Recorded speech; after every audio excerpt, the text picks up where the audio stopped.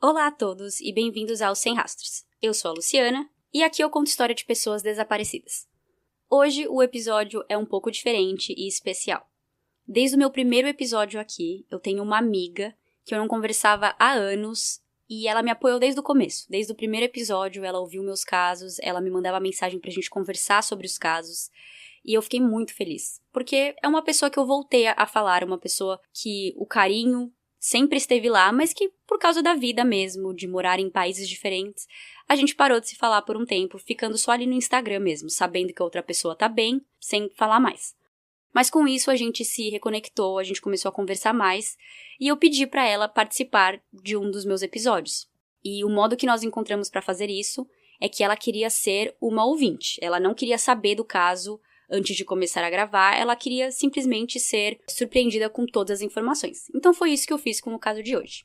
É mais uma conversa entre amigas. Tem todas as informações sobre o caso, claro, mas só para vocês saberem que vai ser um pouco diferente. Não sei exatamente quem gosta desse tipo de formato, mas enfim, eu espero que sim, porque eu gostei muito de gravar. Foi uma experiência super diferente pra mim, porque eu estava literalmente conversando sobre o caso. O que acontece das outras vezes é que eu tô falando sozinha, né? Eu tô lendo um roteiro que eu escrevi, mas eu tô falando sozinha. Tanto que é difícil até fazer comentários quando eu tô gravando sozinha, porque eu sinto que eu tô falando com a parede, então eu acabo ficando com vergonha. Mas com ela, eu sinto que eu consegui que a conversa fosse mais fluida, e talvez tenha algumas coisas um pouco fora da linha cronológica, porque ela ia perguntando e eu ia respondendo, aí eu ia lembrando de certos detalhes e eu já ia respondendo. Mas eu vou tentar editar ao máximo para que fique tudo na ordem certa e de um jeito que vocês entendam. Bom, eu espero que vocês gostem tanto quanto eu gostei. O nome dela é Drica. Drica, muito obrigada por participar do episódio. Estou muito feliz. A gente conseguiu se reconectar com um podcast de crimes reais. Eu nunca imaginaria que seria isso que faria a gente voltar a se falar. Mas eu amei. Então, muito obrigada por aceitar a participar. E vamos começar com o caso de hoje, então.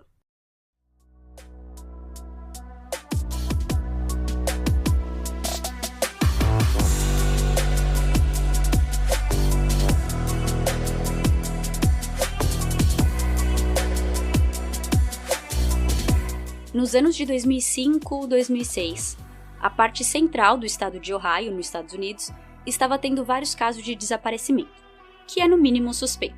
Mas de todas as histórias e pessoas, o caso de Brian foi o que teve mais atenção pelo seu teor misterioso. Todo caso de desaparecimento é um mistério, mas às vezes é possível saber o que aconteceu ou existe uma teoria que prevalece mais que outras. Só que detetives não têm provas o bastante para prender ninguém ou levar o caso a julgamento. A história de Brian é diferente. Todas as teorias que você pode imaginar têm o mesmo peso, porque é praticamente impossível saber o que aconteceu. Com essas palavras nada motivacionais, bem-vindos ao Sem Rastros. Hoje eu conto a história do desaparecimento de Brian Shaffer.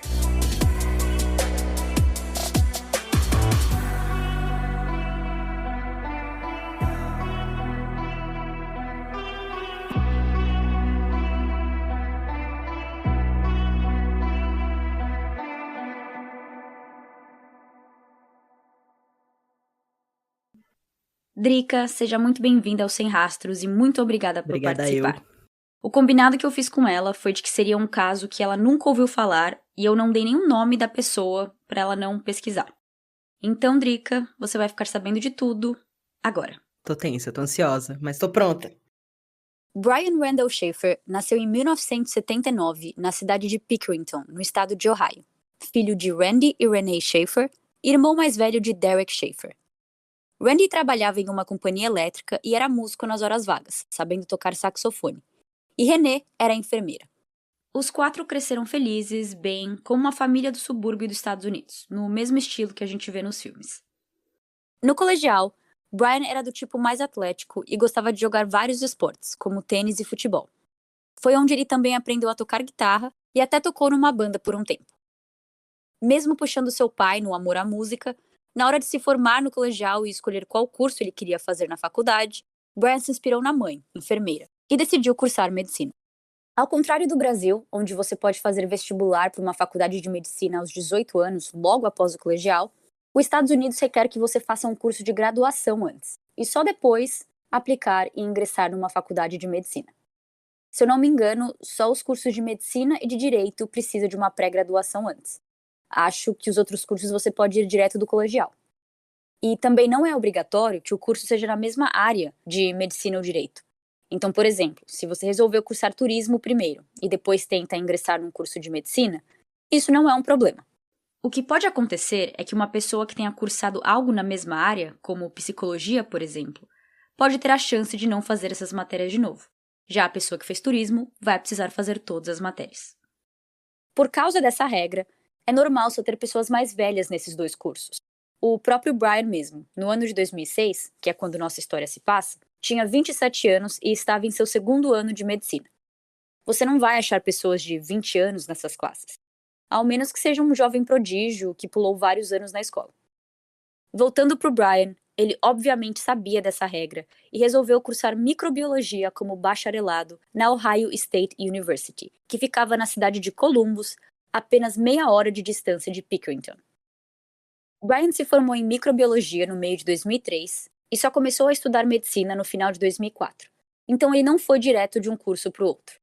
Eu já comentei em outro episódio que o ano escolar nos Estados Unidos é de setembro a maio, bem diferente do que estamos acostumados no Brasil. Então, ao invés de terminar a primeira faculdade em maio de 2003 e ingressar na próxima logo em setembro, Brian decidiu descansar. Ele passou um tempo em Porto Rico, aproveitando a vida, sabendo que os próximos anos seriam de muito estudo. Em 2004, ele finalmente começou a faculdade e no primeiro ano ele ficou próximo de uma colega chamada Alexis Wagner. Os dois tinham várias classes juntos e no final do período letivo, Brian mandou um e-mail para Alexis a chamando para jantar e ela aceitou. Em 2006, as coisas eram um pouco diferentes, as pessoas ainda se falavam por e-mail. Em 2005, com Brian ainda em seu primeiro ano de estudo, sua mãe Renée foi diagnosticada com mielodisplasia. Mielodisplasia significa que a medula óssea da Renée estava reproduzindo células defeituosas, e por isso elas não exerciam suas funções corretamente. No Google eu achei essa doença sendo chamada de síndrome ou de câncer, então eu não tenho certeza do que é exatamente. Brian era muito próximo de sua mãe, e essa notícia foi um divisor de águas em sua vida. Ver sua mãe, aos poucos, ir ficando fraca, ter que passar por quimioterapia, cirurgia, perda de cabelo, perda de energia, tudo que engloba esse diagnóstico foi muito pro Brian. Sem perder o espírito natalino e curtindo a família no que podia ser seu último Natal, em dezembro de 2005, Renée comprou 2 passagens para Brian e Alexis irem para Miami em março do próximo ano, que é o Spring Break, ou intervalo de primavera em português. O Spring Break é apenas uma semana de férias que as faculdades dão aos seus alunos depois das provas finais do semestre. Brian amava a praia, sempre se divertiu nas viagens para a Flórida com a família, então Renée sabia que o filho ia gostar da surpresa. Com essa viagem marcada, rumores começaram falando que ele ia pedir Alexis em casamento. Pode ser que a mãe tenha comprado essa viagem para os dois como um empurrão, porque uma colega da Renée, outra enfermeira que trabalhava com ela, disse que recomendou um joalheiro, no qual a Renée repassou para o Brian. No dia 6 de março de 2006, menos de um mês antes da viagem de Brian e Alexis, Renée perdeu sua batalha com a doença e morreu aos 51 anos. Se o diagnóstico já tinha sido trágico para Brian, agora ele estava traumatizado. No dia do funeral, Brian não chegou na hora marcada. Randy tocou o saxofone para os convidados que vieram se despedir de sua esposa. E enquanto tocava, ele olhava para as portas esperando seu filho aparecer. Uma hora depois do horário marcado para começar, Brian chegou com Alexis e disse que perdeu a hora. Para quem está de fora, pode ver isso como um sinal de filho mal educado ou que não se importa. Mas no caso de Brian, era o contrário. A morte de sua mãe, por mais que um pouco esperada, já que ela deteriorou de saúde rapidamente nos últimos meses, ainda era um baque. Para Brian, ele perdeu não só sua mãe, mas sua melhor amiga e inspiração. Brian atrasar no funeral mostrava apenas o quão machucado estava e o quão difícil era aquele momento para ele. A vida, agora mais triste e cinzenta, continuou para Brian, Derek e Randy. E os 3 homens fizeram o que podiam para não deixar a tristeza imobilizá-los. Sexta-feira, 31 de março, foi o último dia de aula, começando oficialmente o Spring Break para Brian, Alexis e seus colegas na Ohio State University. Além do último dia de aula, aquela também tinha sido a semana de provas finais do semestre.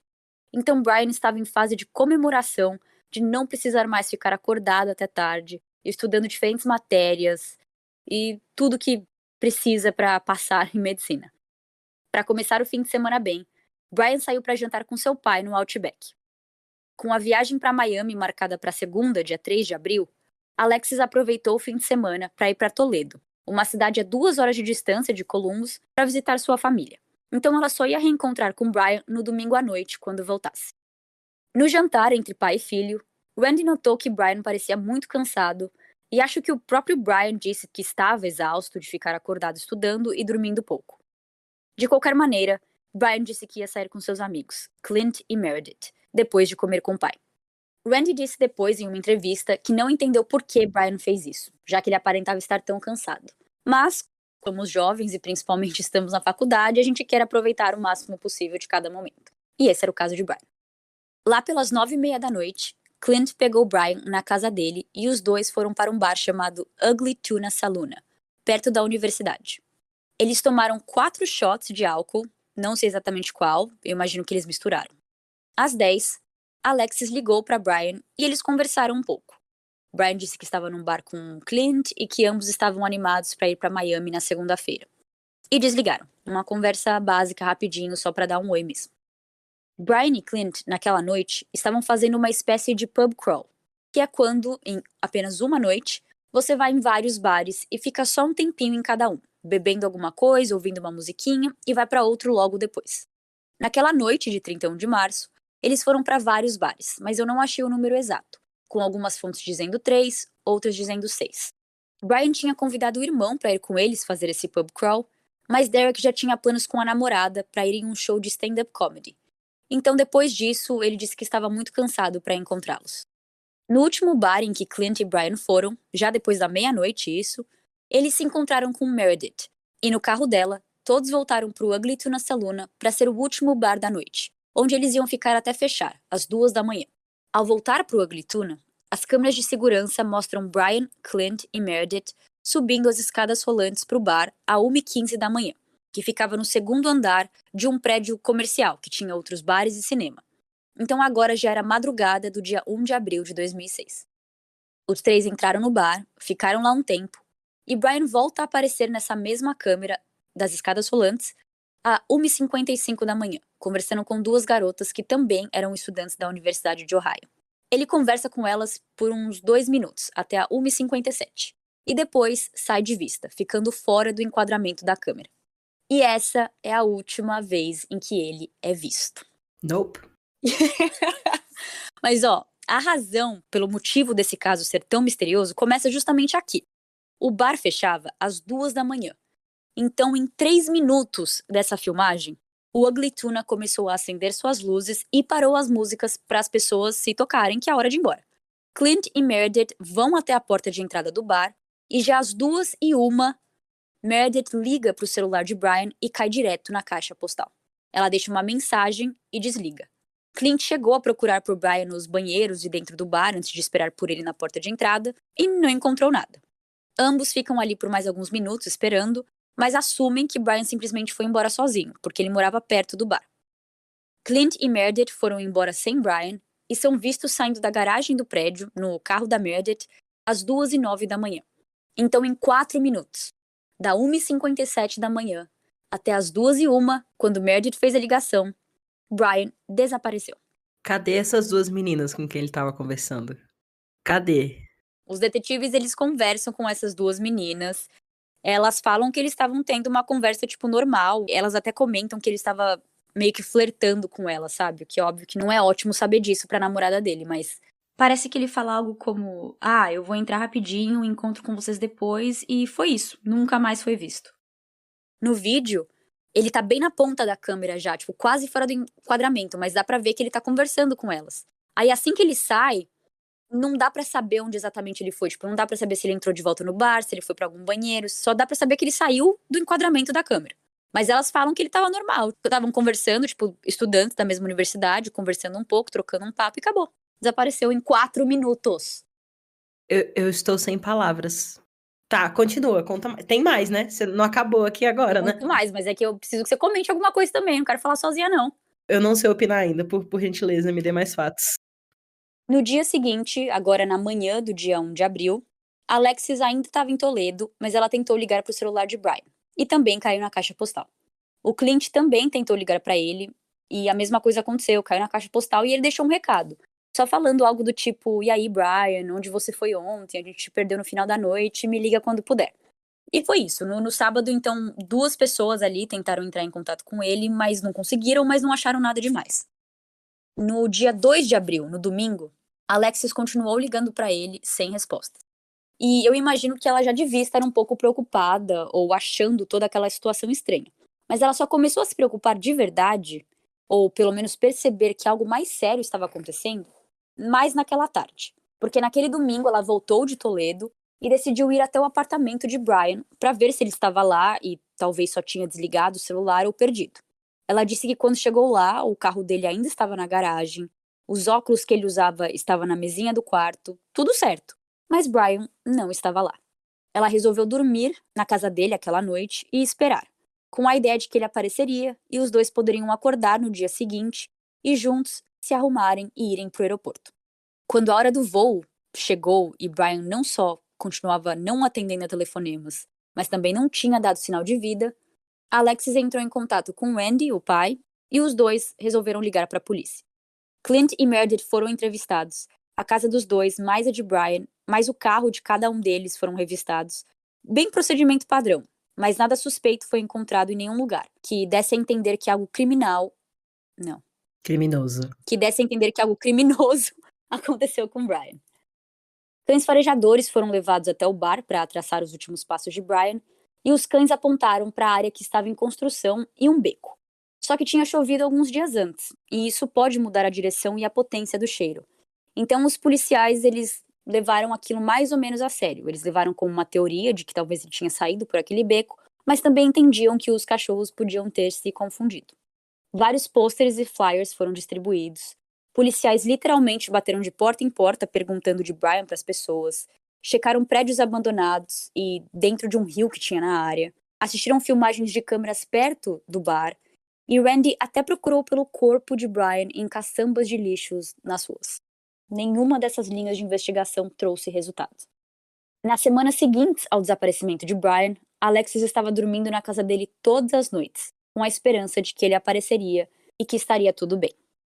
Bom, além da entrada onde Brian, Clint, Meredith e todos os clientes do Ugly Tuna usaram para entrar no bar, existiam mais 2 portas. Uma considerada de serviço, que era por onde funcionários entravam e saíam, e outra que era uma saída de emergência. Só tinha uma entrada para clientes nesse bar, que é a entrada onde ele é visto entrando a 1h15 da manhã daquela noite. E quando ele conversa com as meninas, também é na frente dessa mesma câmera, não é que tem outra câmera. Nessa época, em 2006, não tinha câmera dentro do bar. Vocês podem ver algumas fotos e vídeos do local no nosso Instagram, @semrastrospodcast, mas eu vou tentar dar uma explicação visual. Primeiramente, pensem em 2 escadas rolantes, uma do lado da outra, uma que sobe, uma que desce. Você está no primeiro andar e sobe a escada rolante. Chegando no segundo andar, a entrada do bar está à sua direita.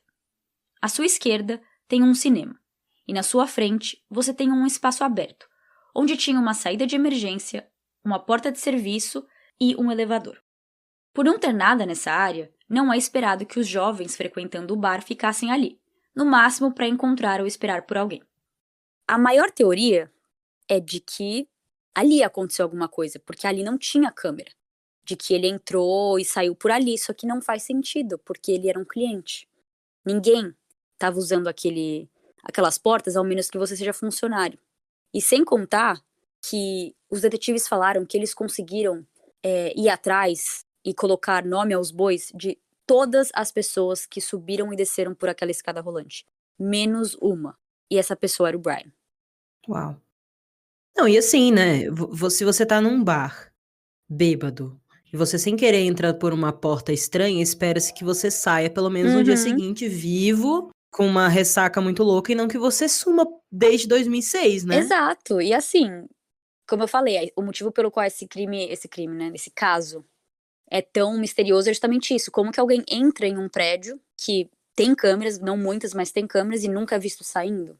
Então o que todo mundo pensa é, ele ainda está no prédio. Mas onde?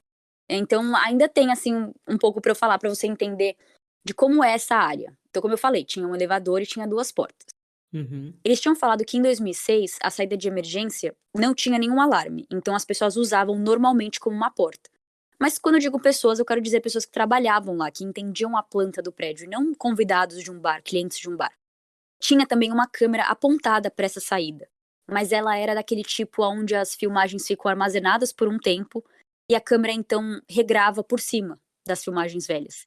Então, quando os detetives foram perguntar por essas filmagens, já tinha passado tempo bastante, que eu não sei exatamente quanto que era, e eles não puderam reverter.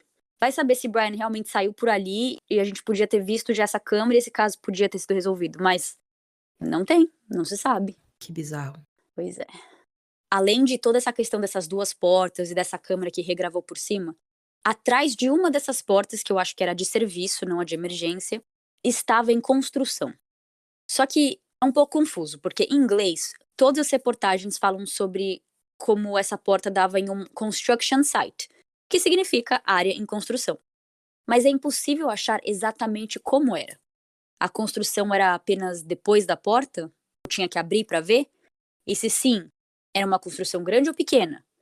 Eu sinto que são detalhes muito importantes que faltam nesse caso, justamente porque uma das teorias principais é de que Brian abriu essa porta, deu de cara com essa área de construção e de alguma maneira caiu, se acidentou e morreu.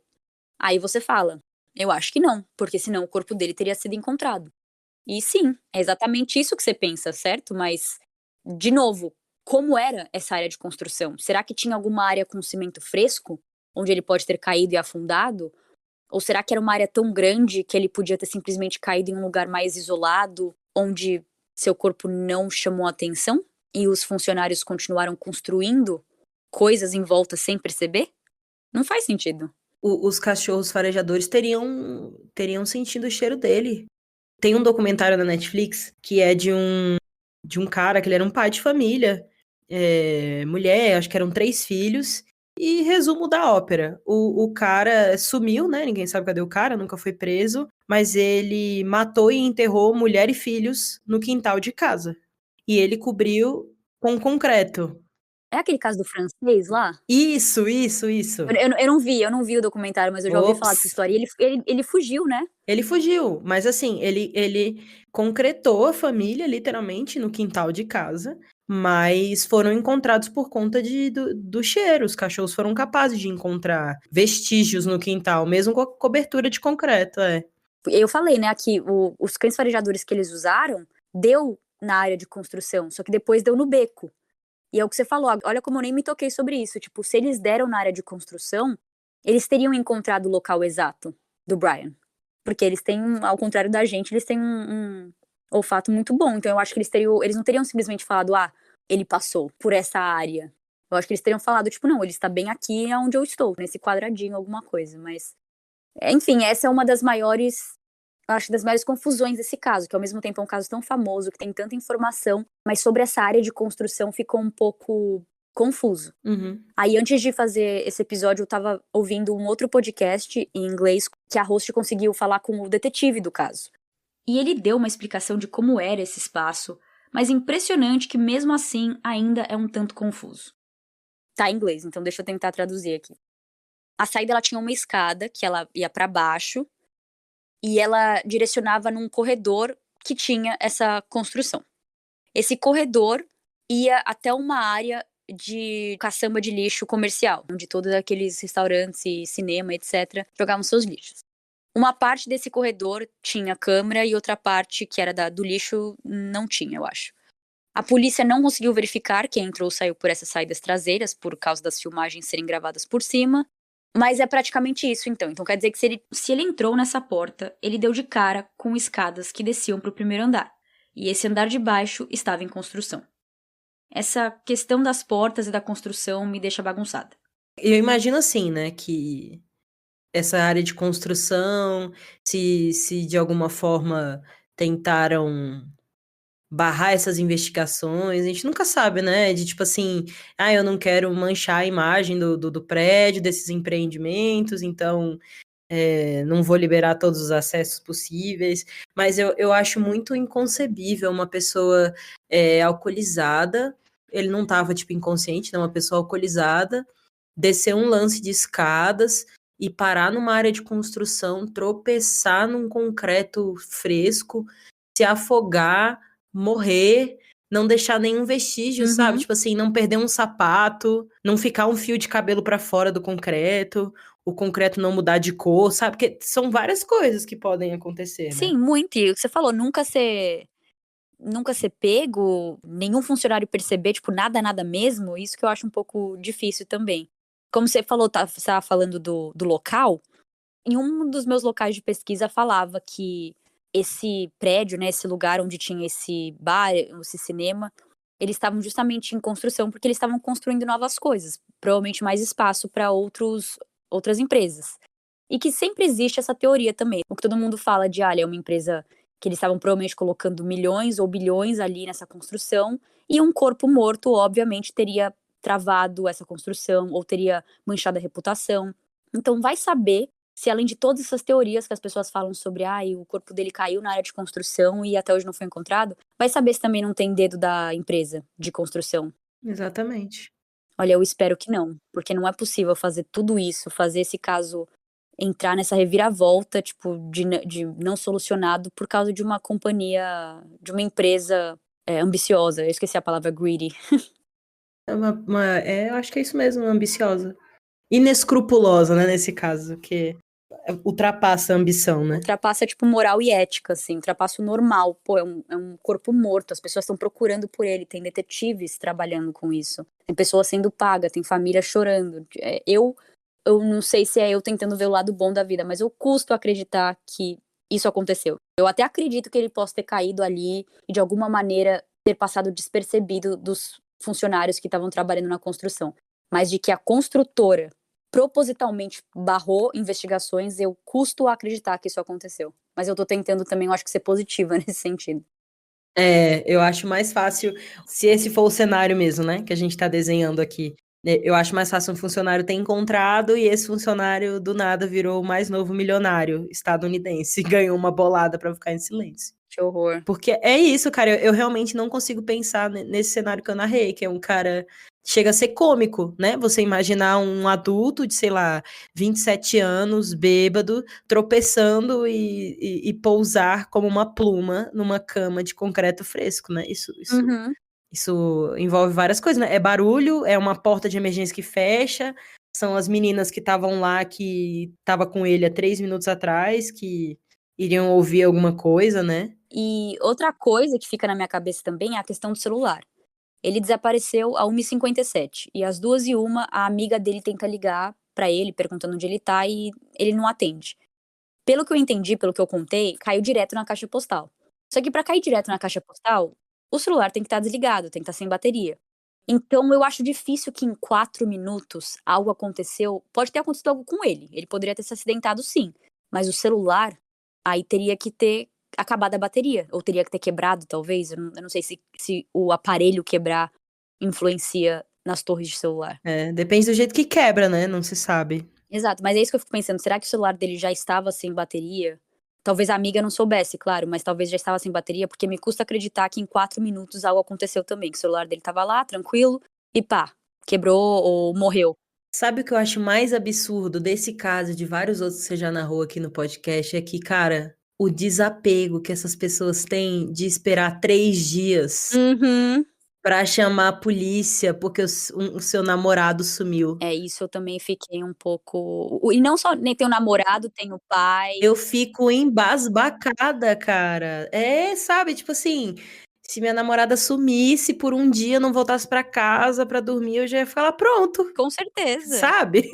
Não ia ter esse pensamento de eu vou dormir, vou esperar ele voltar para pegarmos o avião. Não, meu amor, seu namorado sumiu, liga pra polícia. Mesmo que fosse normal, né? Porque eu acho que. É que eu falei, eu pesquisei em muitos lugares, e já que eu tô meio que. A gente tá fazendo isso numa conversa mesmo, eu não tô lendo tanto assim minhas fontes, então eu tô tentando lembrar tudo que eu li, mas eu acho que teve uns lugares que falava que ele às vezes fazia isso, de tipo, ou ia viajar, ou saía e meio que não respondia as pessoas, mas não assim no sentido de desaparecer e preocupar. Sempre tinha pelo menos alguém que sabia onde ele estava ou o que ele estava fazendo. Aqui, Os amigos que saíram com ele antes não sabiam dele. A namorada não conseguia falar com ele. O pai e o irmão, eu não sei nem se tentaram, mas eu imagino que sim, também não conseguiram falar com ele. E vocês esperam até segunda de manhã pra chamar a polícia? E ainda existe o fator ali agravante, né, na minha opinião, que é o fato de que a mãe dele tinha acabado de falecer, né? Uhum. Eu acho que se você tem um amigo muito próximo que perdeu um parente, perdeu a mãe, perdeu o pai, e esse amigo some do nada, você vai se perguntar sobre a saúde mental do seu amigo, sobre a saúde física do seu amigo. Você não espera 3 dias, né? Eu não tô dizendo que isso é suspeito, eu só acho muito deslocado, assim, dessa realidade BR que eu vivo, assim. E você também vive, né? Acho. Sim. Eu acho que é o que você falou, não é suspeito, eu não tenho dúvidas nenhuma de que pai ou namorada, etc, não estão envolvidos. Mas essa questão de tipo: não deve ter sido nada demais, eu vou esperar". Mas eu acho que é uma questão também da nossa cabeça humana, tipo, a gente não quer imaginar o pior, a gente nunca vai imaginar o pior. Então, mesmo que seja muito incomum, eu acho que para o Brian ter desaparecido ou não estar respondendo as ligações, o Uhum. pessoal deve ter pensado que, sei lá, ele não tá afim de responder, ou ele perdeu o celular, mas eu acho que ninguém pensou: "O cara desapareceu, o cara sumiu". Então ninguém quer pensar isso, né. E aproveitando então que você falou sobre a mãe, é justamente isso que entra a partir de agora, que ele sumiu, os detetives começam a fazer essa procura, eles acham essas filmagens dele entrando no bar e nunca saindo. Não conseguem achar ele por semanas e semanas, então, como eu sempre falo, sempre existe a teoria de que a pessoa foi embora porque quis. A pessoa quis fugir da sua própria vida, mas assim, de novo, ele nunca mais mexeu na conta bancária dele, o celular, né, não desligou logo no momento lá às 2 da manhã quando a amiga tenta ligar. E do bar, com a roupa que você tá no corpo, eu imagino que você quer fazer isso, você quer ter pelo menos o mínimo do mínimo, assim, talvez mais uma muda de roupa, ou você aproveita quando ninguém tá te procurando, tipo assim, quando você chegou em casa, tá todo mundo dormindo, você sabe que vai demorar talvez umas 12 horas pra alguém tentar te procurar, você não faz isso no meio de um bar. Mas tudo bem, isso é a minha opinião, eu acho que a maioria das pessoas não fugiriam desse jeito. Mas de qualquer maneira, essa é uma teoria de que é falada no caso dele, por causa justamente da mãe. Todo mundo sabe que ele ficou muito mal com a mãe ter morrido, todo mundo sabe que ele ficou bem pra baixo mesmo, tanto que a própria Alexis falou que nesse meio tempo, entre a semana que a mãe morreu e a semana que ele desapareceu, que foi menos de um mês por acaso, ele tentou terminar com ela, falando que: eu acho que você deve encontrar alguém melhor pra você, porque eu não tô podendo te dar o melhor, porque eu não estou no meu melhor agora, pelo contrário, eu estou na pior". Ih, já tô mudando as teorias na minha cabeça. Continua. Eu não acho, eu não consigo achar que ele fugiu, mas enfim, mas eu consigo, obviamente, entender como uma pessoa pode ficar muito mal. Mas parece que isso foi uma vez, tanto que eles não terminaram, tanto que eles iam viajar. Eu acho que a Alexis nessa conversa deve ter falado: "Não, calma, eu tô com você pra tudo, não vamos terminar, tô contigo", e eles ficaram juntos. Uhum. No dia 9 de abril, familiares e amigos de Brian se reuniram em um parque no campus da Ohio State University e fizeram uma vigília, rezando para que Brian fosse encontrado.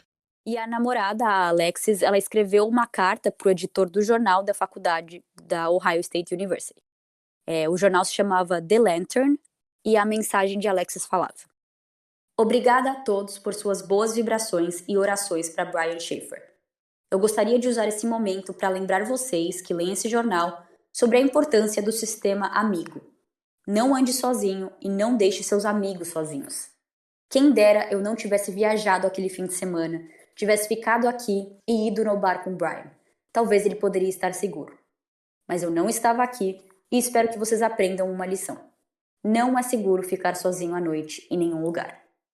Se algo aconteceu com Brian, poderia ter sido outro estudante que saiu no fim de semana passado, especialmente aqueles que escolheram sair ou ficar sozinhos. Então, por favor, lembrem-se de Brian, lembrem-se da dor que algo assim pode causar na família e tomem cuidado. Mantenham Brian no pensamento de vocês e nos ajude a trazê-lo para casa." Que forte. Então, isso foi no dia 9 de abril. No dia 19, 10 dias depois, os policiais resolveram revistar o lixão para onde iriam os lixos do Ugly Tuna, da universidade e daquela área em geral. E foi tanto policiais, né, humanos, quanto cães farejadores. Mas nada foi encontrado, nenhum corpo, nenhum item pessoal de Brian, nada. É impossível saber quais casos de desaparecimento vão ficar famosos e populares e quais vão acabar sendo esquecidos depois de algumas semanas. No caso de Brian, o seu caso foi noticiado em Ohio e depois nos Estados Unidos inteiro. E mais um tempo depois, em outros países. Isso costuma deixar as famílias das vítimas felizes, de verem que o caso está chegando em mais pessoas, que possivelmente podem ter informações. Mas acaba sendo uma faca de dois gumes, porque também traz pessoas falando que viu o Brian em vários lugares e que no final não era ele. Isso sempre acontece em casos de desaparecimento, e a última vez que foi reportado um avistamento de uma pessoa parecida com Brian foi em 2018, onde um morador de rua que tinha semelhanças físicas com ele foi investigado pela polícia. Mas, como vocês podem também imaginar, não era Brian. Logo no começo, assim, nas primeiras semanas, o amigo que estava com ele naquele dia, o Clint, arranjou um advogado. Ele já tinha feito várias entrevistas com a polícia, ele tinha ajudado, ele tinha dado seu depoimento, sua versão da história. Ele até ajudou também a entregar flyers e pôsteres. Mas quando a polícia pediu para ele fazer um polígrafo, um teste de polígrafo, ele se recusou. Tem rumores de que o Randy, o pai, tinha acusado ele de saber mais do que ele estava falando sobre o desaparecimento de Brian. Rumores, né? Não tem como saber se isso realmente acontecer. Mas é verdade sim que ele recusou fazer o polígrafo, pegou um advogado e toda a comunicação começou a ser feita pelo advogado. Eu não sei se eu falo muito sobre isso aqui no podcast, mas eu obviamente sou contra o polígrafo. Eu não acho confiável, não acho que ninguém tem que fazer. Acho muito certo o que o Clint não fez, só que ele foi o único que não fez. Então é óbvio que isso sempre traz suspeitas, porque o pai fez, a Meredith, que também estava com os dois naquela noite, fez. Acho que outras pessoas fizeram, mas ele foi o único que falou que não. Então é óbvio que várias teorias e rumores começaram a aparecer de que ele tinha que estar escondendo algo, porque por que não fazer o polígrafo, sabe? É, isso aí ficou meio estranho também. Mas eu concordo com você, eu também sou contra o polígrafo. Eu acho que, da mesma maneira que existem pessoas que foram capazes de manipular o seu resultado, né, a seu favor, às vezes o seu nível de estresse pode ser tão grande que pode trazer um resultado que não seja favorável pra você e você vira um bode expiatório, né? Eu sinto que é exatamente isso que a polícia faz. Se você passar, eles vão falar: ok, você passou, você não está mais no nosso radar. Mas se você não passa, pode ter sido por puro nervosismo ou falha da máquina, mas pronto, a partir de agora você é o suspeito principal do caso. Bom, no dia 11 de maio, lá pelas 2 da manhã, se já não tivesse acontecido bastante na vida do próprio Brian e nas pessoas ao redor dele, o apartamento de Brian foi invadido. Parece que foram 3 apartamentos que foram invadidos naquela noite e itens foram roubados, e um deles era o apartamento de Brian. Depois os policiais conseguiram ver que não tinha nada a ver com o caso dele, mas foi alguém que provavelmente percebeu que aquele prédio, aquele apartamento não estava tendo ninguém entrando, ninguém saindo, e aproveitou para roubar, eu acho que TV, DVD e algumas coisas. Mas deixou as guitarras dele no apartamento, por exemplo. Nesse meio tempo, além dos flyers e pôsteres, eles também conseguiram criar um fundo para uma recompensa para pessoas que tinham informações sobre Brian ou que soubessem onde ele estava, que ficou nos $25.000, mas por um breve período, acho que só por uma semana ou 2, eles conseguiram aumentar para $100.000. Mas depois voltou para os $25.000. Mas de qualquer maneira, nunca foi dada essa recompensa, porque nunca ninguém conseguiu encontrar Brian. Nesse meio tempo também, acho que já tinha passado alguns meses, o Brian não tinha voltado, a polícia não sabia mais aonde ver, não sabia mais o que fazer. E a Alexia estava começando a acreditar na teoria de que talvez ele tinha ido embora porque queria mesmo. E começou a questionar o relacionamento dos dois. Tipo, será que ele me amava mesmo? Será que ele queria fugir não só da vida dele, mas queria fugir de mim? Mas aí ela falou que o jeito que ela parou de pensar desse jeito foi porque ela encontrou uma das senhas dele de alguma rede social, de algum e-mail, e a senha era Alexis Amar e Casar. Então ela ficou super felizinha com esse detalhe da vida do Brian, e ela percebeu que não, que ele provavelmente que ele amava sim ela, e que alguma coisa tinha acontecido, era só uma questão de encontrar, de descobrir o que tinha acontecido. Você comentou aí mais cedo que ele não fez nenhuma movimentação, né, bancária, nem nada. Uhum. Mas quando a mãe dele morreu, teve alguma movimentação, você sabe se tem registro na conta dela? Eles não falam sobre isso, eu acho que não. Eu imagino até que talvez, já que ela morreu algumas semanas antes, eles podiam talvez estar no processo de fechar as contas delas. Eu não sei bem como funciona isso quando alguém morre, mas eu imagino que deve ter tipo um fechamento, um saque. A única coisa que eu sei é que teve um seguro assim de vida, eu acho que um valor pequeno que eu acho que foi dado para os 2 irmãos, né, o Brian e o Derek. Mas foi isso, sobre a conta dela não, eu não vi nenhuma fonte, nenhum lugar falando sobre isso, mas é uma boa pergunta, mas Porque, por exemplo, se eles tivessem uma conta conjunta, ele pode movimentar em nome da mãe, né? sim, com certeza. E talvez ele até tivesse, mas eu imagino, né, assim, esperando que a polícia faça o mínimo do mínimo, né, que se eles vissem a conta de uma mulher que morreu sendo movimentada, eles iam falar: "Opa, vamos olhar isso aí, É, estranho". tem razão. Até o próprio banco, né, ainda mais diante da repercussão do caso, né. Até hoje, a polícia ainda considera esse caso ativo, aberto. Então tem muita informação que eles não dão. Uhum. E vai saber se essa não é uma das informações, talvez que eles estejam em contato com os bancos, que eles tenham contatos em lugares e empresas que eles não falam pra gente. Vai saber. Eu imagino que eles tenham feito pelo menos o mínimo do trabalho deles, que é ver, tipo, contas bancárias e É. coisas do tipo. Um dos motivos que as pessoas acham que ele talvez queria fugir da própria vida é porque ele, naquela época tinha MySpace, né? Naquela época não tinha muitas redes sociais, mas existia MySpace. E Brian, Alexis, todos eles usavam essa rede social. E o Brian tinha colocado que a questão da medicina, o curso de medicina, era algo temporário para ele, que não era algo que ele queria realmente fazer. E que se dependesse dele, ele queria morar perto da praia, queria tocar guitarra com pessoas famosas, assim, queria uma vida bem praiana. Mas Uhum. assim, levar um post de rede social a sério a esse ponto, porque eu não duvido que isso seja verdade, eu não duvido que o Brian talvez queria uma vida mais leve e não ser médico com toda a responsabilidade que um médico tem. Mas eu acredito sim que ele queria fazer pelo menos um pouco, porque ninguém passa por 5, 6 anos de escola, mais residência e paga todo o dinheiro que paga se você não quer fazer medicina. E eu também não acho que tem que ser visto com tanta importância a ponto de achar, olha, esse post aqui no MySpace dele falando que ele queria morar na praia, ele fugiu, certeza absoluta. Se fosse assim, 80% dos brasileiros queriam. Todo mundo já falou: "Ah, vou largar tudo, vou vender minha arte na praia". E aí se a pessoa desaparece é isso.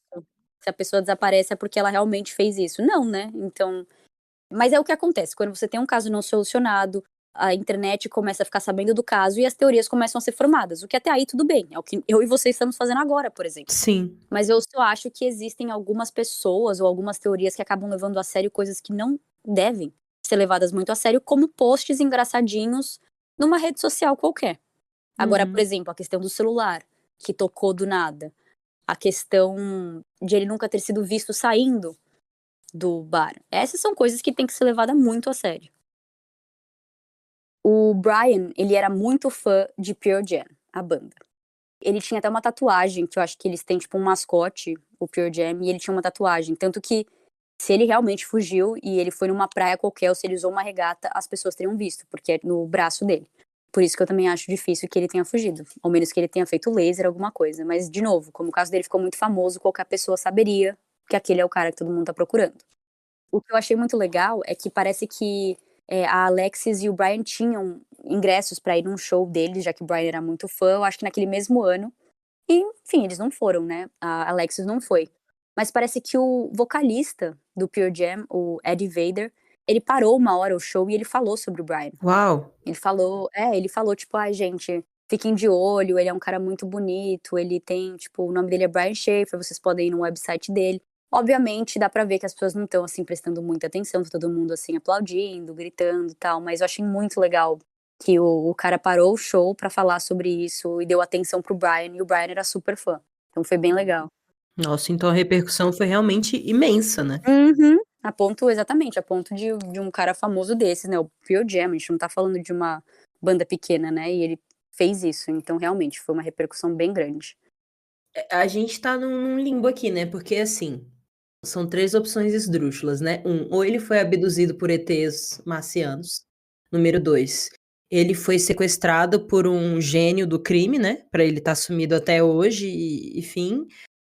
Ou então ele adotou uma nova persona, se mudou e tá morando hoje na costa sul do México, sabe. E são situações absurdas, absurdas. O cara tinha 27 anos, tipo assim, fazia medicina, tinha uma namorada, tinha amigos, tinha um apartamento, tinha perdido a mãe, mas ainda tinha um pai, ainda tinha um irmão. Todas as teorias é aquilo, todas as teorias talvez tenham um fundo de possível? Tem, mas todas também têm muito mais de não possível, como você acabou de falar. Por que que ele fugiria? Ele tinha uma namorada, ele tinha ainda uma família, ele estava cursando medicina.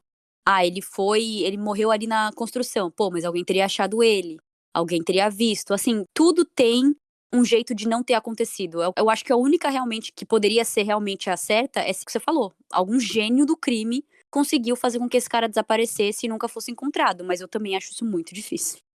E é um caso que a gente já discutiu sobre isso lá no grupo do Telegram, inclusive entrem no grupo do Telegram do podcast da Luca. Valeu. Que a gente discutiu lá que tem alguns casos mais antigos que a gente acaba chegando numa rua sem saída, que as pessoas não tinham celular, né? Então não tinha essa questão do rastrear pessoas. E no caso dele, o celular dele simplesmente pifou em 3 minutos, assim. Sim, mas agora, aproveitando então esse gancho, olha, a gente nem tá combinando isso e você já puxou o gancho do que eu vou falar agora. Vou te Olha que deixar lindo. ainda mais bugada, se é possível.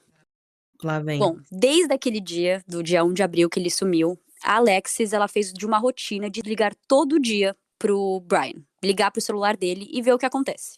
E, obviamente, sempre caiu na caixa postal. O Randy continuou fazendo isso também, ele ligava, mas não tão certinho quanto o Alex. A Alex ligava todo dia, o Randy ligava esporadicamente. Mas ele continuou pagando a conta do celular de Brian, justamente caso ele quisesse entrar em contato ou acontecesse alguma coisa. Então ela começou com isso em abril, quando ele sumiu. Em setembro, para ser mais exata, no dia 8 de setembro, a Alexis ligou para o telefone de Brian mais ou menos às 11h30 da noite, antes de ir dormir, e o celular tocou.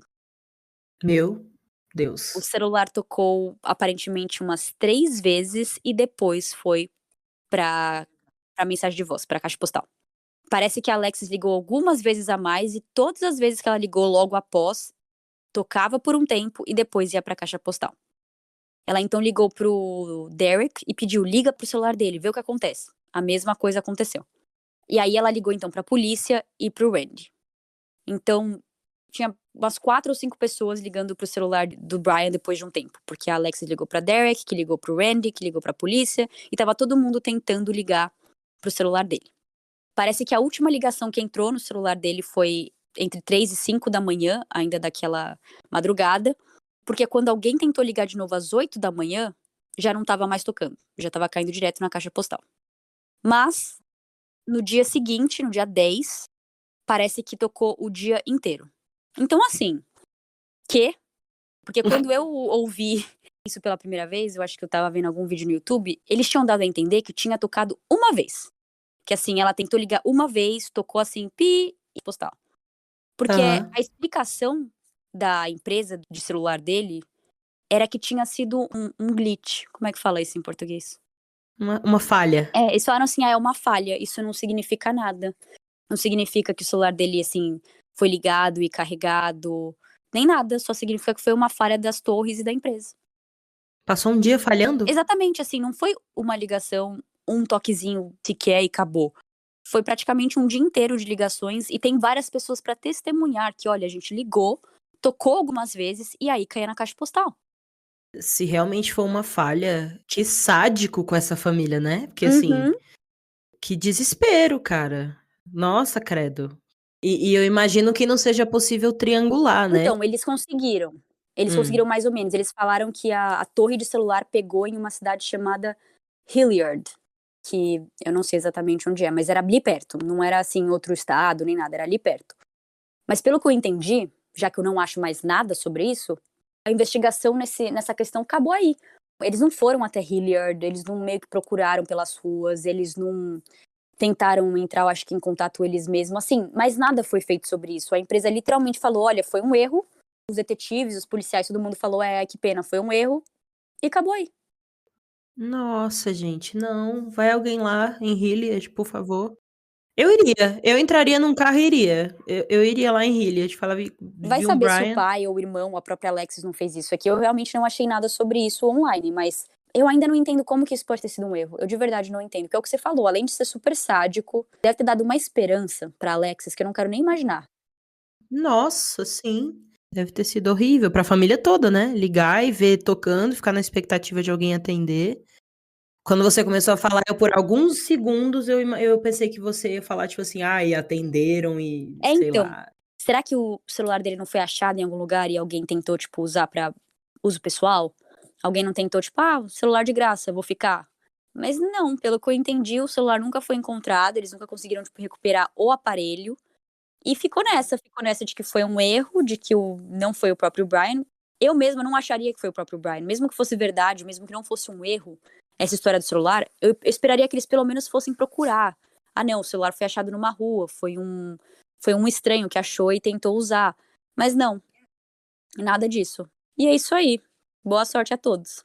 Nossa, fiquei triste com esse detalhe agora. Pois é. Eu iria. Eu realmente entraria num carro e iria atrás Como eu disse, desse pode ser que eles telefone. tenham ido. Como eu falei, o Randy, ele literalmente procurou pelo filho, ele procurou pelo corpo de filho em caçambas de lixo. Ele entrou em rios procurando pelo filho. Ele quase, na verdade, ele Nossa, quase se afogou em um rio procurando pelo filho. nossa. E ele só entrou nesse rio porque uma vidente tinha falado pra ele que o corpo do Brian estava lá. Ele fez tudo que ele podia. Tipo, ele acreditou em videntes, assim, desculpa se alguém que tá ouvindo acredita. Eu, particularmente, não acredito muito, especialmente em casos de crimes. Porque, infelizmente, tem muita Sim. gente que se aproveita. Eles falam, se você me pagar, eu te falo onde ele tá, porque eu sei. E isso, na verdade, aconteceu nesse caso. Não foi só uma vidente, foram várias videntes que entraram em contato com o Randy. E ele acreditava em todas, porque ele queria encontrar o filho. Então, mesmo que tivesse a mínima chance dessas videntes estarem certas, ele comprava, ele pagava, porque ele queria encontrar o filho. E quem culpa isso, né? Eu faria o Ninguém. mesmo, acreditando ou não, eu faria o mesmo. Eu também. Então, enfim, que pai, imagina isso. E ele mesmo fala sobre as teorias de tipo, ele fugiu porque a mãe morreu e ele tava depressivo e ele, sei lá, ele tirou a própria vida, alguma coisa assim. Ele fala, não, ele era muito próximo da mãe e ele queria fazer a mãe orgulhosa, ele queria trazer felicidade pra mãe mesmo sem ela aqui. Então, não, isso não é uma opção. Ele não foi embora por ele mesmo. Eu realmente acho que aconteceu algo ruim, foi o que o Randy falou. E é aquela coisa, né? Se ele tivesse tirado a própria vida mesmo, teríamos um enterro, né, gente? Teríamos um enterro e não um sumiço. Ele não tem como fugir depois de morto. Tipo, Meu não. Deus, Lu. O que houve com o Brian? O que você acha, Lu, que aconteceu com o Brian? Eu acho que ele morreu na construção. Sério? Você acha mesmo? Sim, eu sei que existem N motivos pra isso não ter acontecido, como você falou mesmo, os cachorros teriam achado, ele teria sido encontrado pelos funcionários, eu sei que existem vários, mas pra mim não entra na minha cabeça ele ter saído e nunca mais ser visto. Se ele saiu daquele prédio, ele teria sido visto ou por outras câmeras, ou alguém teria visto ele na rua, principalmente com o quanto o caso dele ficou famoso. Então, pra mim, assim, a única coisa que faz sentido é que ele não saiu de dentro daquele prédio. E que a gente só vai descobrir se aquele prédio um dia for demolido e eles procurarem pelos escombros. E você? Todo esse relato só me faz pensar que não estamos sozinhos no universo. Uhum. Que desespero, cara. Cadê esse homem? Rindo de nervoso. Cara, eu acho realmente assim.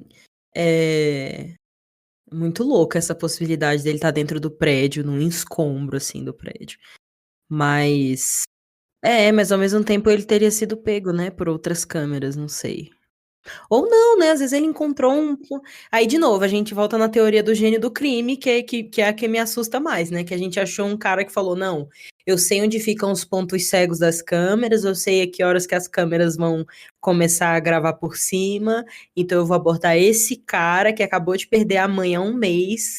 Tipo Nossa. assim. Nossa, mas é stalker também, então, tipo, foi um crime muito É. bem planejado. Exato, então assim, eu acho que o meu lado que quer dormir hoje à noite vai concordar com a sua teoria. Agora o meu lado aquariano caótico pensa que temos um gênio do crime à solta que pegou o Brian e deve estar com ele até hoje, em algum lugar. Olha, eu só não acredito na história do gênio do crime por causa disso. Primeiro que eu não acho que existe crime perfeito. Por mais que existem muitos crimes não solucionados por aí, sempre tem alguma coisinha que talvez Uhum. te leve a achar que não, eu acho que foi essa pessoa, eu acho que foi a tal pessoa. Só por falta de provas mesmo que a pessoa não é condenada. Mas além disso, a área que o Brian morava, naquela área da universidade, era a cidade que tinha mais câmeras do estado de Ohio. Mas isso era o quê? Mais câmeras, o outro não tinha e nesse estado tinham 4? É, Ou era não. tipo, tinha uma vigilância ostensiva na cidade? Putz, eu não peguei números, pelo que eu entendi, era uma das cidades mais vigilantes, não é vigilada, não, Oh, meu Deus. Vigiadas. Vigiadas. Então, Columbus tinha mais câmeras de segurança do que as 3 cidades ao redor, que era Cleveland, Cincinnati e Toledo.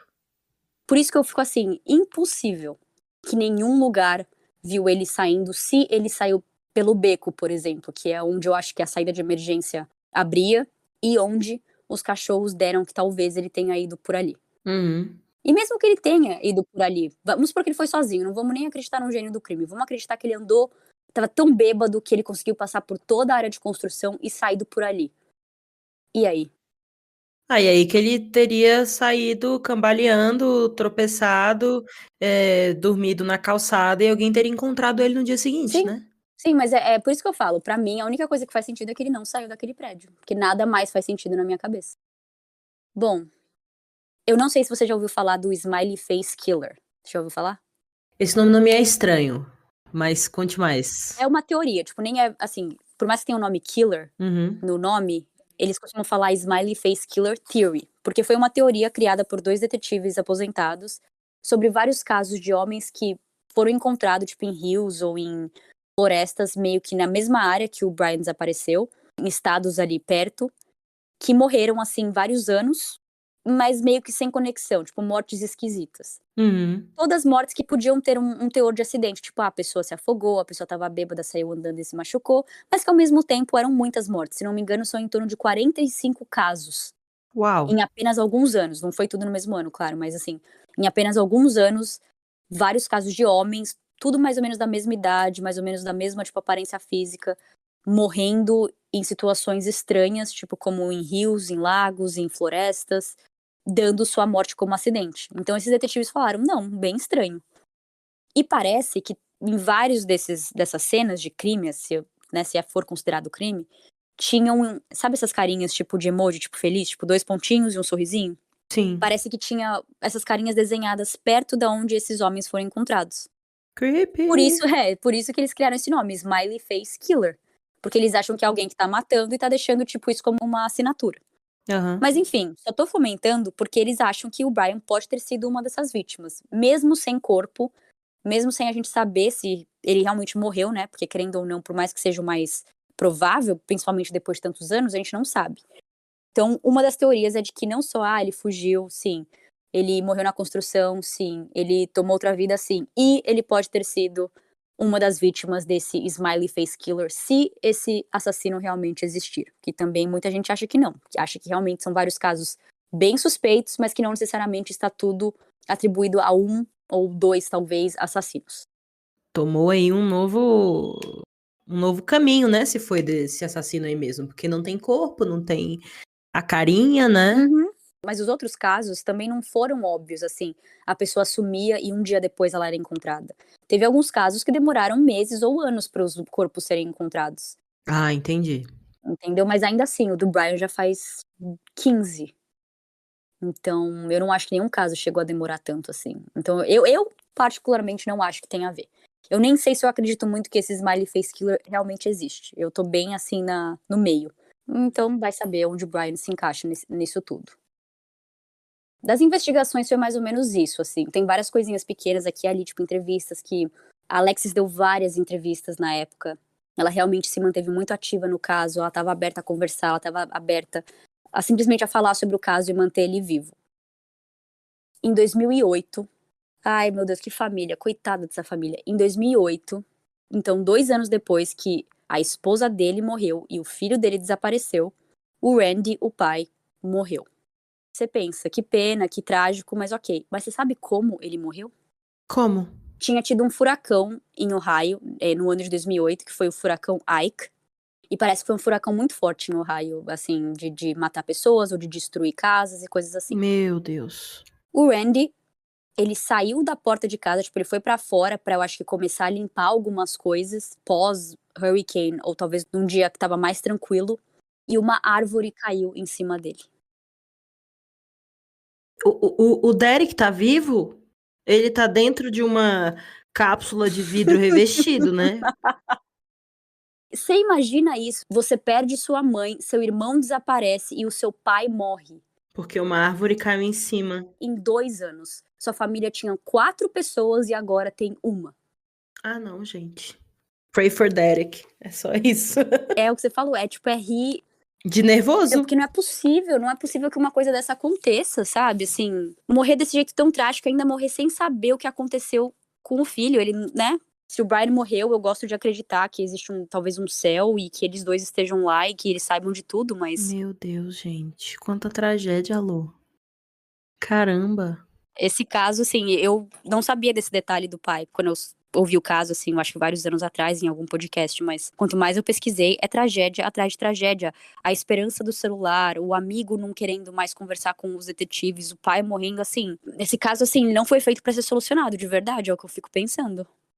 E o Derek, ele deu continuidade nessas investigações? Ele continuou envolvido em querer saber onde o irmão dele estava ou não? O Derek, sim, desde o começo ele ficou muito envolvido. O que aconteceu foi que ele se sentiu muito culpado. Eu comentei no começo, né, que ele foi pra um show de stand-up comedy com a namorada e depois os dois estavam muito cansados e por isso que eles não se encontraram com o Brian naquela noite. Porque a intenção era de que eles iam se encontrar depois do show. Então o Derek, ele tem essa culpa nele, que, e se eu tivesse ido, poderia ter mudado todo esse rumo de vida, sabe? Mas culpa realmente é um sentimento horrível. E eu tenho certeza que se eu tivesse no lugar dele, eu também sentiria. Mas é óbvio que não tem o que fazer. A gente sente essas coisas mesmo sabendo que não tem nada que a gente podia fazer pra isso. Sim.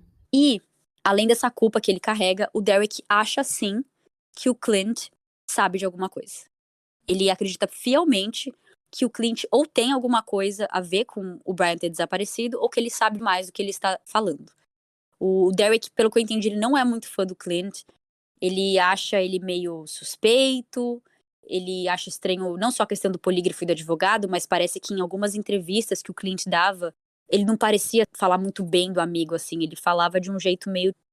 Ah, aquele cara lá, sabe? Com desdém. Eu não achei muitas entrevistas deles e eu também não conhecia nenhum dos dois, né, pessoalmente, então quem sou eu pra falar se ele tá realmente desdenhando ou não, mas é o que o Derek, irmão de Brian, fala. Ele aponta bem pro Clint, ele não gosta do Clint mesmo, assim, dá pra ver nas entrevistas que ele fala com ódio do Clint. Quanta tragédia, Luciana. É muita tragédia, cara. Ó, aqui o Derek falou assim: eu sempre achei de que o Clint sabe mais, e ele simplesmente não quer falar. Se o Brian fugiu, se esse é realmente o caso, eu tenho uma sensação de que o Clint saberia sobre isso. A Alexis já diz que acha que algo aconteceu criminoso com ele. Mas ela também concorda de que o Clint sabe mais do que está falando. E o pai dela, que chama Tom, também falou a mesma coisa. Pai da Alexis. É, o pai da Alexis. Ele também fala a mesma coisa. Ele fala: a minha perspectiva é que basicamente todas as rotas de investigação para ter progresso tem que ser com o Clint. É complicado isso, né? Porque a gente pode estar literalmente nesse caso que a gente falou antes, de que esse Clint só tá exercendo o direito dele de não querer fazer um teste, sabe? E que fazendo ou não um teste, ele seria um bode expiatório. E é aquela coisa, se o Brian de fato tiver fugido pra reconstruir uma vida e o Clint não tá falando nada, na verdade o Clint é um amigo incrível, né? É ótimo, amigo. Que loucura. Mas eu acho, de novo, voltando pras teorias, eu acho difícil que ele fugiu. Ele era um cara bonito, depois você vê foto, o Brian era um moço muito bonito, ele era alto, ele tinha essa tatuagem do Pearl Jam. Então, assim, não era um cara que passava despercebido, principalmente quando você tem tatuagens, ou algo do tipo. Ele podia ter cortado o cabelo dele ou alguma coisa assim, mas a ponto de nunca ninguém reconhecê-lo, principalmente com o quanto o caso ficou famoso, eu acho bem complicado. Mas, se foi o caso, o Clint está fazendo um ótimo trabalho. Exatamente. Em 2016, um jornal de Ohio fez um especial de 10 anos do desaparecimento de Brian e conversou com várias pessoas relacionadas ao caso, relacionadas a Brian. O Derek disse de novo sobre o que eu acabei de falar, que ele estava muito cansado para encontrar com Brian e que ele se sente super culpado e de que ele acha que as coisas poderiam ter sido diferentes se ele tivesse lá. E alguém perguntou para ele: o que você falaria pro Clint se você visse ele? E ele falou: Where the hell is my brother? Ele falou que ele falaria isso pro Clint, que significa onde raios está o meu irmão? Mas é de uma maneira bem assim, tipo, meio que brava, não é uma maneira, tipo, bora conversar, amigo. Tipo assim, eu sei que você sabe, me fala. É tipo, desembucha. Depois de 10 anos, então em 2016, a Alexis ela tinha se formado já em medicina e ela se tornou uma ginecologista. Uhum. E ela se mudou de volta para Toledo, onde a família dela era, e ela se casou com um homem chamado Eric, e eles têm 2 filhos, e pelo que eu entendi, eles estão juntos até hoje. O Ugly Tuna não existe mais, ele fechou em 2018 e agora tem uma área da Ohio State University, que é a universidade onde o Brian e Alexis estudavam. Existem alguns vídeos no YouTube, se você entrar, das pessoas subindo essas escadas rolantes e filmando essa área justamente por causa do caso do Brian. E pelo que eu entendi, essa área está igual desde aquela época. Tem o elevador, tem a saída de serviço e tem a saída de emergência. Uhum. Então depois, para vocês que estão ouvindo, você, Drica, também, se você quiser entrar lá, eu te mando o vídeo para você ver como que é essa área. E você vai ver que existe sim a possibilidade de que ele foi em alguma dessas portas, principalmente se a porta estava aberta, não estava destrancada, não tinha nenhum tipo de alarme. Eu só acho difícil que ninguém viu e que ele nunca foi encontrado. Um dos detetives principais do caso, em janeiro de 2019, mesmo já passando tantos anos, ele fala que ele ainda procura pelo Brian, que ele ainda considera um caso aberto. E ele contou sobre uma vez, ele não falou o ano, mas ele contou sobre uma vez que ele estava trabalhando como, acho que, segurança de um jogo de futebol americano, e ele achou que tinha visto o Brian, e ele saiu correndo pela multidão pra encontrar com esse homem, pra pegar ele antes da pessoa ir embora. E quando ele chegou perto, era o Derek, o irmão de Brian. Então, assim, imagina isso, ele até acertou, né, tá na mesma família, mas não era Brian. Exato, que instinto afiado. Nas últimas reportagens e entrevistas dos anos mais recentes, a Alexis não estava participando, pois ela disse que ela não quer mais fazer entrevistas e ela quer seguir a vida dela com o seu marido, com seus filhos, e que ela quer colocar o caso no passado dela. É justo, né? Só consigo imaginar o desespero dela, né? Essa questão de que ela passou vários dias dormindo no apartamento dele depois que ele desapareceu. E agora ela tem uma nova vida, tem filhos. Eu acho que chega um momento, Total. nesses casos de desaparecimento que demoram muitos anos, que você tem que tomar a decisão de seguir em frente apesar dos pesares, né? Uhum. Imagina que também não é só porque ela não quer mais dar entrevista ou porque ela falou que quer deixar o caso pra trás que ela não liga mais pra Brian ou que ela está feliz do jeito que as coisas estão. É porque ela sabe que ela também não tem muito mais o que fazer. Ela Exato. já falou tudo o que ela tinha que falar, ela já deu todos os detalhes possíveis daquela noite, daquela semana, daquele ano. Não tem mais nada do que ela poderia fazer pro Brian ser encontrado. E já se passaram 15 anos. Eu realmente não acho, assim como muitos que eu infelizmente faço aqui, eu acho que não vai ser um caso que a gente vai ver sendo solucionado ainda em vida. Eu acho que muito difícil, ao menos que realmente um corpo seja encontrado, ou que ele apareça vivo.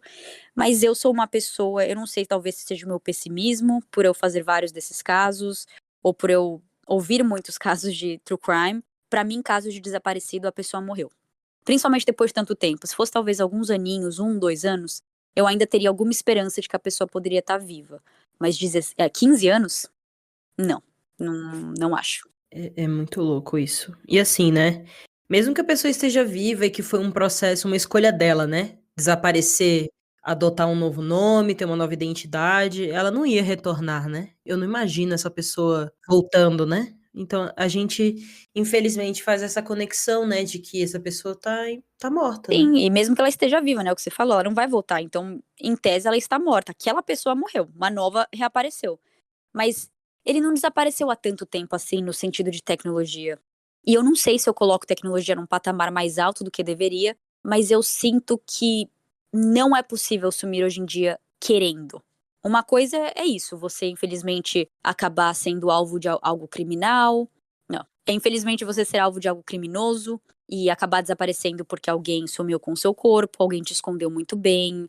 Mas agora você falar assim: "Não, eu quero sumir, eu vou ter outro nome, outro CPF, eu vou começar uma vida nova", como que você faz isso?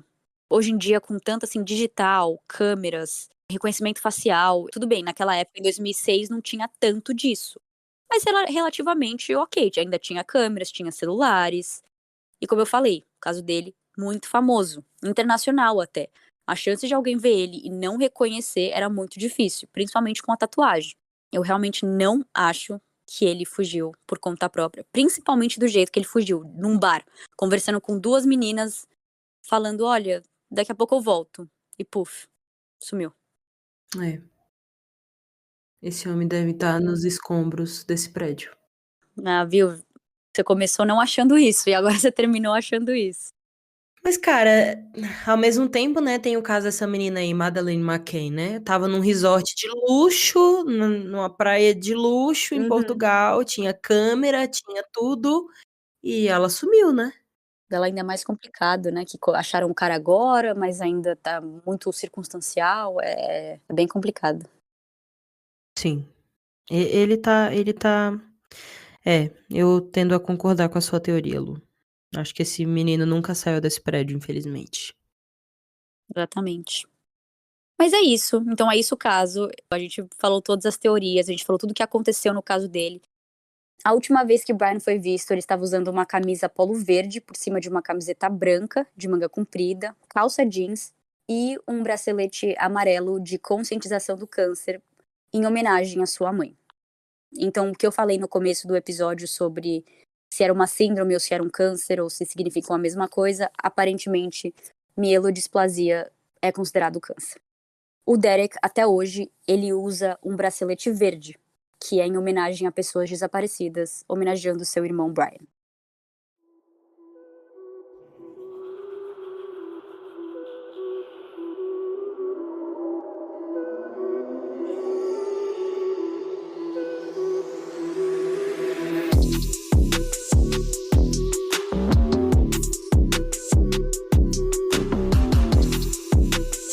Vamos aproveitar também que uma coisa que eu não fiz na primeira vez, que agora eu até fico feliz que a gente teve que regravar, é que, tipo, eu comecei a falar. Tipo, eu fiz totalmente da parte, tipo, oi, Drica, tudo bem? Bem-vinda! E assim, tipo, eu ignorei essa parte. Dá pra ver que eu não tenho muita ideia de como fazer isso, então a gente tem que fazer isso agora. Eu surgi no final do nada. E aí, gente, então, minha opinião é essa. Tipo isso. Tá, então deixa eu ver como que a gente faz. Eu falo. Eu acho que isso já foi essa introdução, acho que tá ótimo. Pode ser também. Vamos usar isso como introdução, né? Exato, tá ótimo. Enquanto tocava, ele olhava pras portas. Oh, meu Deus. Enquanto ele olhava, ele tocava. Enquanto tocava a porta, ele olhava para o sax. Randy tocou saxofone para os convidados que vieram se despedir de sua esposa. E enquanto tocava, ele olhava... Meu Deus! Tá, não, peraí. Não é possível. Foco, velho. Você tá narrando um funeral, cara. Ele olhava. Pelo amor de Deus.